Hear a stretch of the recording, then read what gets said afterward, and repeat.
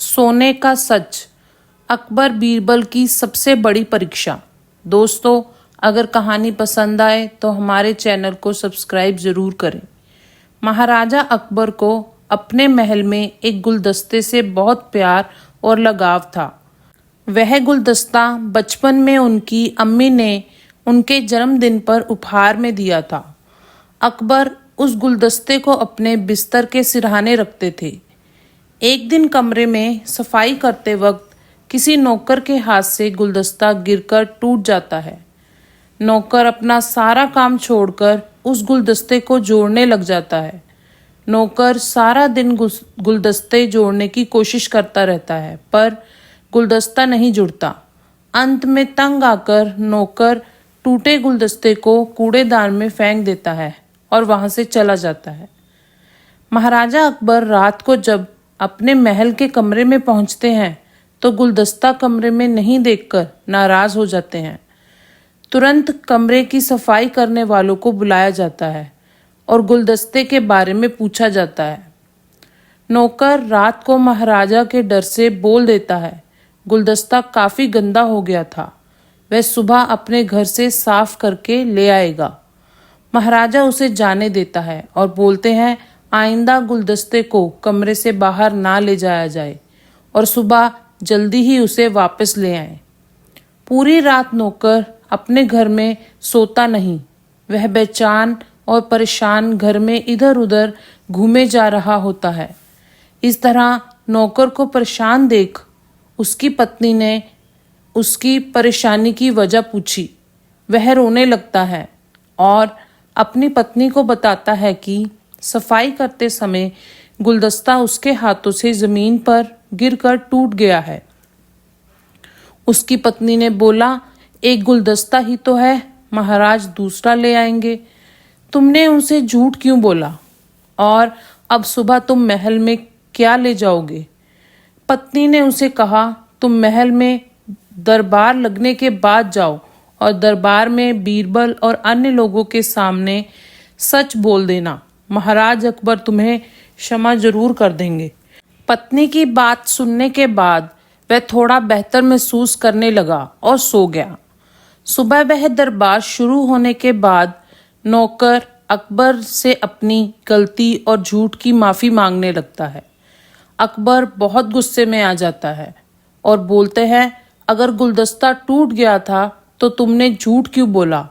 और नाराज होकर नौकर को फांसी की सजा सुना देते हैं। अकबर को ऐसा करने से बीरबल रोकने की कोशिश करता है और महाराज को बोलते हैं कि हर इंसान अपनी पूरी जिंदगी में एक ना एक बार झूठ जरूर बोलता है और इसने तो माफी भी पूरी सभा में आकर मांगी है। ऐसी हिम्मत सब में नहीं होती। महाराज अकबर बीरबल से नाराज होते हुए पूछते हैं कि क्या तुमने भी हमारे राज्य में कभी झूठ बोला है? बीरबल अकबर को समझाने की पूरी कोशिश करता है कि जिस झूठ से किसी का नुकसान नहीं होता वह झूठ नहीं माना जाता। पर महाराज बीरबल की इस बात से बिल्कुल सहमत नहीं होते और बीरबल को उसी वक्त राज्य से निकल जाने का आदेश दे देते हैं। अकबर ने दरबार में बैठे सभी राजपुरोहितों और अन्य से पूछा कि आप में से कौन कौन झूठ बोलते हैं, वह अभी इस राज्य से चला जाए। पर सभी ने यह बोला कि वह झूठ नहीं बोलते। बीरबल को भरी सभा से निकल जाने का अकबर का यह आदेश अपमानजनक लगा और बीरबल यह अपमान बर्दाश्त नहीं कर पा रहा था। उसे किसी तरह अपनी बात को साबित करना था कि हर व्यक्ति कभी न कभी झूठ बोलता है। बीरबल को एक तरकीब सूझी।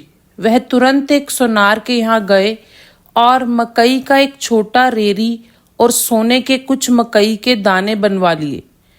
अगली सुबह वह राजा अकबर के दरबार में फिर उपस्थित हुए। अकबर उन्हें देखते ही उनसे पूछा कि आप यहाँ क्या कर रहे हैं?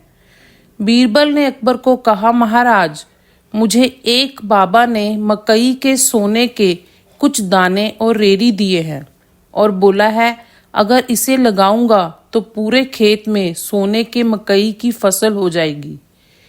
तो मुझे खेत की ज़रूरत है। अकबर बीरबल की इस बात से खुश हो जाते हैं और अपने राज्य में सोने की फसल उगाने के लिए बीरबल को खेत देने के लिए राजी हो गए।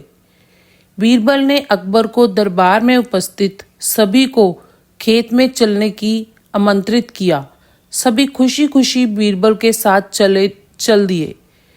खेत में पहुंचकर बीरबल ने मकई के दानों को राजपुरोहितों की ओर बढ़ाया और बोला, मुझे बाबा ने बोला था कि खेत में तभी फसल सोने की उपजेगी जब कोई ऐसा व्यक्ति इसे खेत में डालेगा जिसने अपनी पूरी जिंदगी में कभी झूठ ना बोला हो। वहां उपस्थित सभी ने सोने के बीज लेने से मना कर दिया।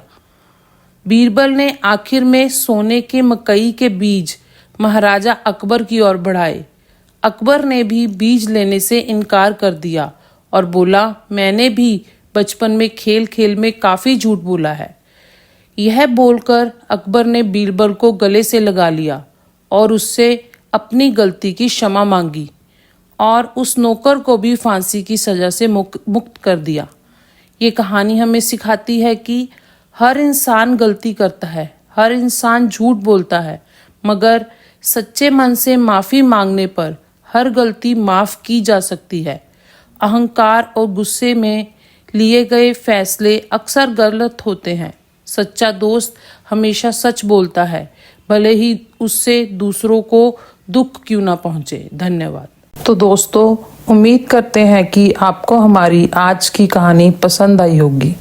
कहानी पसंद आए तो इस वीडियो को लाइक ज़रूर करें, हमारे चैनल को सब्सक्राइब करें और बेल आइकॉन दबाकर तुरंत नोटिफिकेशन पाएं।